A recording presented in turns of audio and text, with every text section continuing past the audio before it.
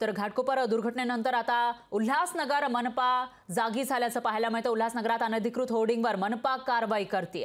Ghatkopar hoarding दुर्घटनेनंतर उल्हासनगर मनपाला जाग आलेली आहे। अनधिकृत होर्डिंगचं मनपाकडून सर्वेक्षण सुरू आहे आणि जे अनधिकृत होर्डिंग आहेत त्यांना हटवलं जात असल्याचं या दृश्यांच्या माध्यमातून बघायला मिळतंय। घाटकोपरमध्ये मोठी दुर्घटना घडली आणि त्यानंतर अनधिकृत होर्डिंगचा मुद्दा ऐरणीवर आल्याचं पाहायला मिळतं आणि त्यामध्ये आता उल्हासनगर मनपाकडून ही कारवाई सुरू झाली आहे।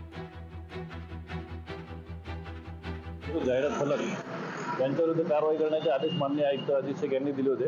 त्या अनुषंगाने सर्व प्रभाग अधिकाऱ्यांनी त्यांच्या कार्यक्षेत्रातील जाहिरात फलकांना नोटिसा बजावल्या होत्या आणि ते अनधिकृत असं काढून घेण्याचे आदेश देण्यात आले होते। तथापि नोटीसीचा कालावधी संपुष्टात आल्यानंतर देखील अनधिकृत जाहिरात फलक संबंधितांनी काढून घेतलेले नाहीत। त्यामुळे सदरचे जाहिरात फलक काढण्याची कारवाई आज प्रभाग समितीमार्फत चालू करण्यात आलेली आहे। लोकशाही मराठी ऐका, पहा, जागरूक रहा।